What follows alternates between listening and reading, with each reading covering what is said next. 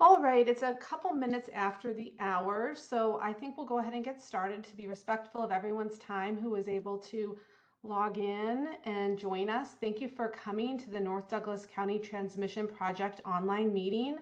This meeting is being recorded, so any of your neighbors, any other folks that weren't able to attend tonight but would like to see the information, they are certainly more than welcome to come back to OPPD Community Connect to watch a recording of this presentation. So as we get started, I'm just going to go through a quick agenda so everybody knows what we have on tap for today. My name is Sarah Lake, and I'll be your host, and I'll introduce you to a couple other folks here in just a little moment. We'll start with introductions of myself and the rest of the team here in just a moment, and then we'll have a safety moment as well. Safety is always of the utmost importance here at OPPD. Then we'll tell you a little bit more about the project and go through each of the segments. There's 3 different segments that comprise of this project, and we'll go through each of those. Finally, we'll end with the project schedule and tell you ways to stay connected and to ask questions as this project comes along. And then at the end of this presentation, there will be an opportunity for questions and answers. And I'll go over that in a little bit more detail here in just a moment. But if you want to go ahead and advance the next slide. I wanted to introduce you. You'll see, those of you attending, that we have quite a few panelists and subject matter experts from OPPD here on the call because we want to be available to answer your questions to the best as we can at this point. But as far as hosting this meeting and who you'll hear from directly, it'll be myself. I'm Sarah Lake. Again, I'm the Community Outreach Coordinator here at OPPD. And I'm joined with some of my colleagues here, Josh Verzel. You can see him, he just turned on his camera. He is our Manager of Transmission Engineering.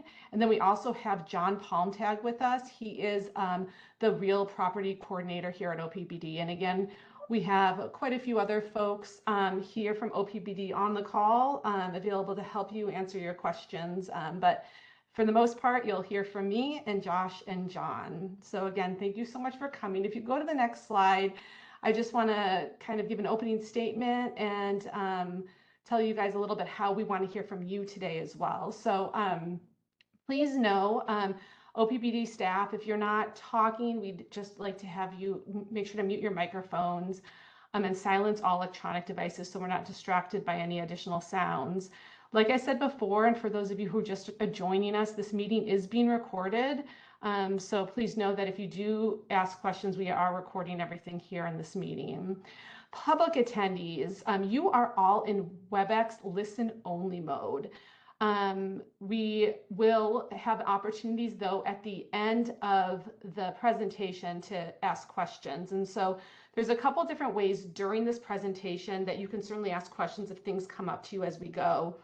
There is a Q&A little icon here. It should be at the bottom right-hand quadrant of your screen. It might not look exactly like I have here on the screenshot because everyone's screens and WebEx configurations might be a little different, but if you look at the bottom of your screen in the lower right-hand quadrant specifically, you should see a Q&A button. If you can't find it, maybe click on the participants icon. Sometimes that works, or the 3 dots. You should be able to find it there. And just submit us a question and we will respond to you either verbally or we will respond to you via that Q&A tool. Also, at the end of this presentation, we will have the opportunity for you to raise your hand. And at that point, we'll have Kim, our host, take you off mute, and then you could verbalize a question. If you don't like to just type things in, we also have that opportunity for you to verbalize your question, and then we will respond as best as we can. I did want to point out just some expectations for this online meeting. Since we have quite a few attendees in the room and we have a long project that we're talking about, we do want to keep questions within this public setting about the project overall. If you have questions about your particular home, your particular property, and how it might be affected or not affected by this project, we don't want to take personal property questions in this online public setting. Instead, we want to be able to reach out to you one-on-one and answer your questions privately. So if that's the case, I will later on in this presentation give you a project hotline number that you're more than willing to call, and you can call that number, leave a message, and we'll call you back and we'll answer those questions about your private property. We can also, if you are concerned about your property for any reason, you can also put your phone number and your name in the Q&A tool and ask us to call you, and we'll call you later on this week about and help answer any questions that you may have. Also on OPPD Community Connect, you should have seen that website when you registered for this webinar. There was a place on there that you could ask questions. So if something comes up after this presentation and you have questions, especially if you have questions about your private property, please ask us questions there and we will respond to you. There's just no way through this webinar setting that we could have a private conversation. And when it comes to your property, we just didn't want to do that in the public. So I just wanted to set those expectations up front so you can know that we're really just taking questions about the project itself during this call. So with that, I am going to turn it over to my colleague, Josh, to talk about our safety moment. Go ahead, Josh. Good evening, everyone. So at OPPD, safety is a primary focus for us. We like to start all of our meetings with the safety moment. So everyone probably knows coming up, we have daylight saving time. So less daylight means less visibility and drive safely. Check the batteries in your smoke and carbon monoxide alarms. And also when you're out driving, you need to make sure to watch for pedestrians crossing the street. And also adjust your sleep schedule by 15 to 20 minutes a night for 3 nights before the return to Central Standard Time. Next slide, please. Okay, so the North Douglas County Transmission Project, the purpose and need. So this project is being driven by the increasing customer demand for electricity, but it will also provide other benefits such as additional capacity for economic development growth, support future system enhancements, and enhance reliability. Next slide, please. So the project contains 3 sub-projects, and we're calling those out by segments. So we have segment 1, 2, and 3, as you can see here on the map. So segment 1 is building a new 2.3 mile double circuit transmission line from 114th and State to 140th and State. This segment will be constructed in new easements along the route. The next segment 2 will be a rebuild of the existing double circuit transmission line to a higher capacity between 101st and State and 60th and Garvin. This rebuild will be done in existing easements as much as possible. Segment 3 will be a rebuild of the existing double circuit transmission line similar to segment 2 to a higher capacity that runs along I-680 from 108th and Blondo to 101st and State. This rebuild will also be done in existing easements as much as possible. We did evaluate reroute options for both segments 2 and 3, but similar to other recent projects that we've had, they were determined to not be practical for what we are doing here. Next slide, please. So the rebuilds for segments 2 and 3, the one that goes along 680, will change the appearance of the transmission lines. We'll be going from lattice tower structures that are approximately 100 to 140 feet tall, as you can see on the left here, to steel monopole structures that will range in height from approximately 160 to 190 feet. Next slide, please. So comparing these 2 structures a little bit more, we can take a look at the footprint because that's really where you see a big difference. So you can see the footprint of the lattice tower on the left. Those typically range from 20 to 25 feet per side. That is much larger than what the footprint is of the steel monopole, which you can see on the right side of your screen, which are around 7 to 12 feet in diameter at the base, depending on the situation, soil conditions, and other things like that. These new structures will have a smaller profile, but additional structures may need to be added along the route. These details will be determined once we get into the detailed design phase. Next slide, please. All right, Mr. Palmtag, turn it over to you. Thank you, Mr. Verzel. So Josh did a really good job of highlighting the differences between segments 1, 2, and 3. Again, I'm John Palmtag from the Real Property Land Management team, and I'll talk a little bit in more depth about segments 1, 2, and 3 from a real estate perspective, and we'll zoom in on each over the next corresponding a few slides. So go ahead and go on to the next slide, please, so we can look at segment 1. So as Josh mentioned, segment 1 is a new build. From a real estate side, it's relatively straightforward. There was no transmission line in the past. There is not one now, and there will be, though, in the future. So that means that we have to go out and acquire easements, which are legal interests in the ground of another, so that we can build these transmission lines. In this case, it's from 114th and State over to 140th and State between two substations. It might be a little hard to see, but if you look at the zoomed in map toward the bottom of the slide, you can see the final route for this line. It's on the north side of State Street for about 2/3 of the distance moving west. It cuts over to the south side at the intersection of 132nd Street and then runs again along State Street into our substation. Go ahead and go to the next slide, please. So segment 1 was a new build. Segments 2 and 3, as Josh mentioned, will be rebuilds, and we're going to focus a little bit more on segment 2 in this next slide. So segment 2, as you can see from the photo on the right of the slide, is an existing lattice style transmission tower. Those will be replaced with steel monopoles. Segments 2 and 3, importantly from a real estate perspective, are going to be built on existing easements. So unlike segments 1, we do not have to go out and acquire new easement rights to build these towers. We have the rights already so that we can stay within our existing easement rights and we can put in the new towers.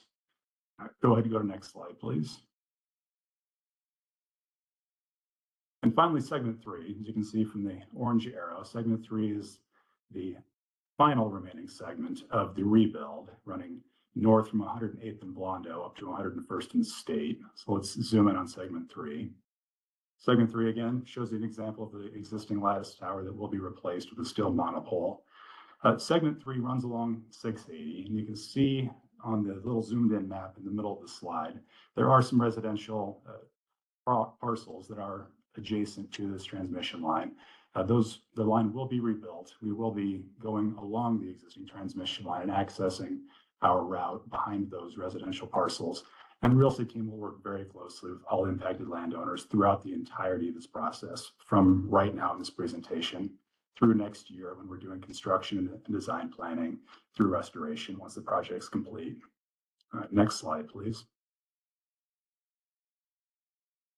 So the existing easements along segments 2 and 3 are not brand new. They were acquired before line 24, which is the existing transmission tower, was built. Those actually started in about 1931-32.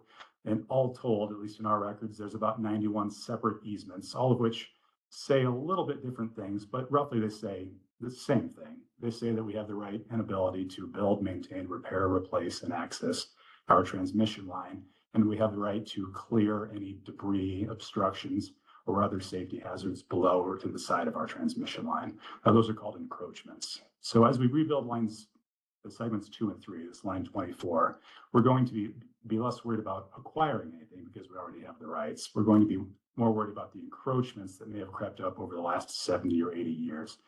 Typically, these are trees growing into the easement area that will need to be cleared out. Sometimes sheds, sometimes other small structures. As we evaluate those encroachments throughout this rebuild, we will use a very objective and fair method. We're creating a policy right now for this specific rebuild project so that everyone is treated fairly and consistently.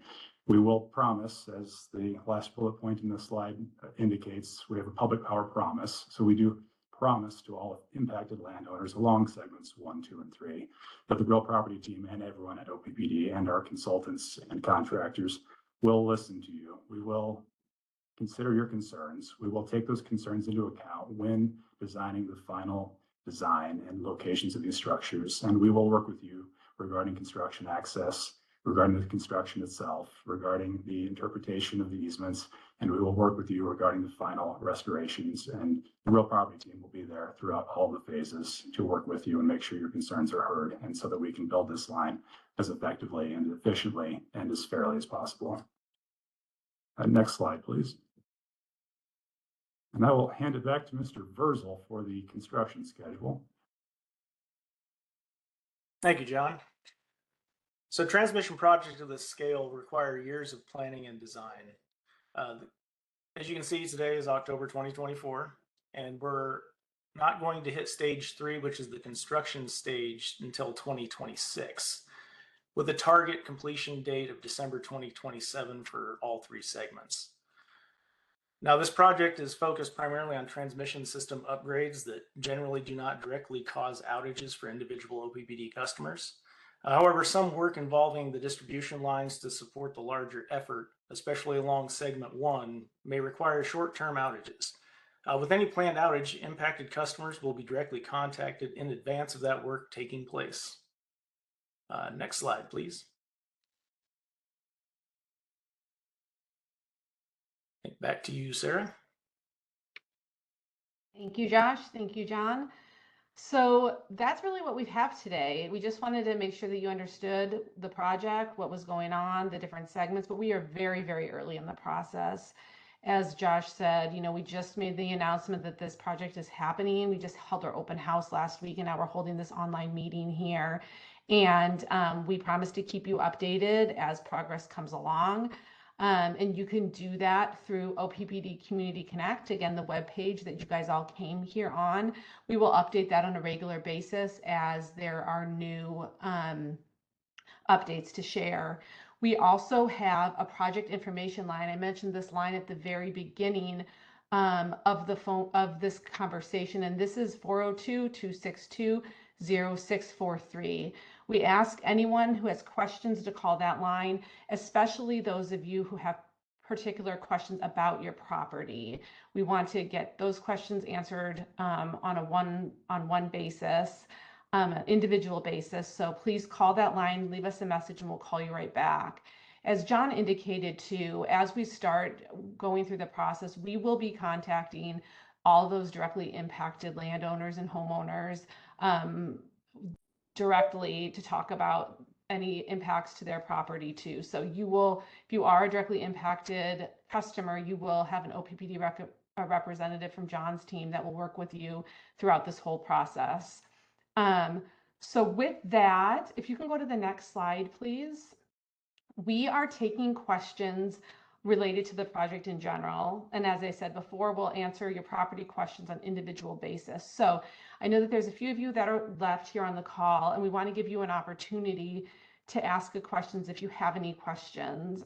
So if you do, I ask that you find the hand raise button. It looks like a little hand, like you could see that's sort of outlined on your screen here. I ask that you could just press that button, and we will ask Kim to unmute you. So I'm going to take this opportunity to raise your hand if you have any questions. You may also ask questions in that Q&A tool that we pointed out. That's going to be sort of at the bottom of your screen somewhere. It'll be either in the lower right-hand quadrant, or it might be down at the bottom. It just depends on what sort of browser you are using. We will be taking questions following this on OPPD Community Connect. So let's see here. Okay, it looks like we did have a question that came through the Q&A tool. And that question is, was burying electrical wires considered? I don't know, Josh, if you want to take that. Yeah, I can take that. So in general, when it comes to transmission underground, the cost for doing that is extremely prohibitive. It's multiple times more expensive to do underground work than it is to do overhead. And also there's come some challenges with the underground that if you do have a failure or an issue with that underground system, that the restoration time is many times longer than it is for a typical overhead outage.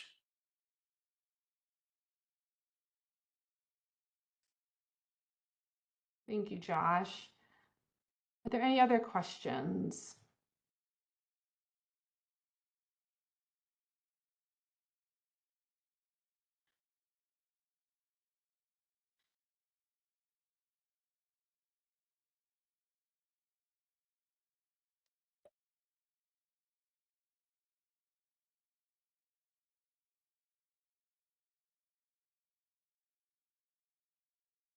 Give you guys a few more minutes if there's any more questions.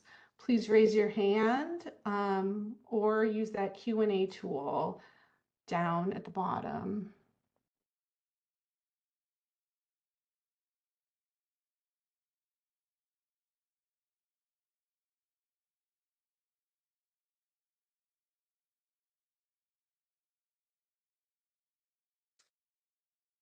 Any other questions?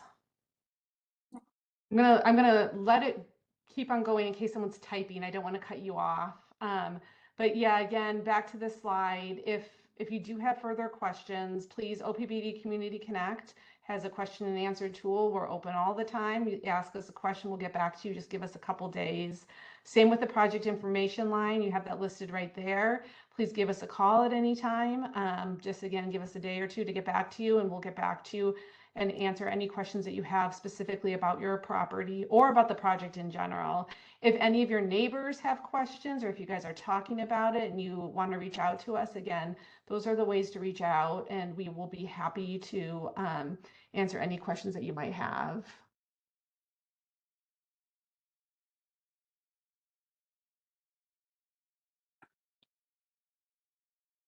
All right. I hope I'm not cutting anyone off that's typing in a question, but I think I gave it a good amount of time to have people ask questions. So thank you all for attending. Again, this meeting was recorded and we'll post this online. And I hope you all have a great evening and stay safe.